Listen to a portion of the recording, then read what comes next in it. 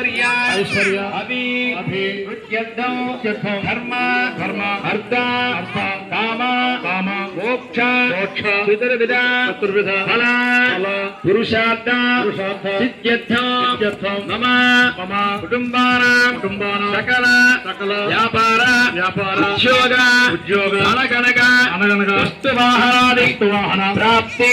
सिद्ध्यर्थं गणपति नवरात्रि पूजा महोत्सवादि शुभ समये मम गणपति सन्निधौ महाकाली महालक्ष्मी शक्ति स्वरूपिणी अत्तरंड ललितादेवी राजराजेश्वरी देवता अनुग्रह फल सिद्ध्यर्थं मम कुटुंबानां